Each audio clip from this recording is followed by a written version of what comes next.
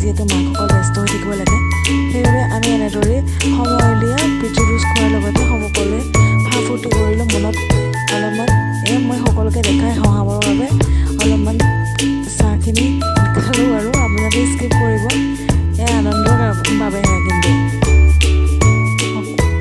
আমাৰ বহিবলৈ আৰম্ভ হৈ গৈছে, খানা আৰম্ভ।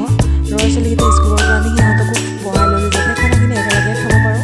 ল'ৰা ছোৱালীকেইটা অবিহনে যেন খানা খালেও আমাৰ সন্তুষ্টি লাভ নকৰোঁ, সেইবাবে আমি সিহঁতক আনিহে খালোঁ। মোৰ অনৰে ননদ হয়, আমি খানা খোৱাৰে প্ৰস্তুতি চলাই আছোঁ। তেওঁ কৈছে খানা কেনেকুৱা হৈছে, খানা ভালেই হৈছে বুলি কৈছে। আৰু তেওঁলোকে আপোনালোকে কোনে মানে কলপাতত এনেদৰে ভোজ খাই ভাল পায় কওকচোন? মোৰ দৰে মই হ'লে কলপাততহে এনেদৰে ভোজ ভাত খাই ভাল পাওঁ। চব্জি কালাৰখিনি কেনেকুৱা লাগিছে ক'ব।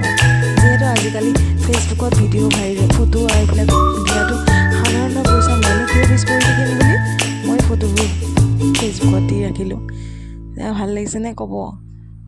মাংসৰ কালাৰ হৈছে কেনেকুৱা? আমি যিহেতু জুতি পলাই খালোঁ, আপোনালোককো দেখুৱালোঁ, সেইবাবে বেয়া নাপাব। ইমানেই আজি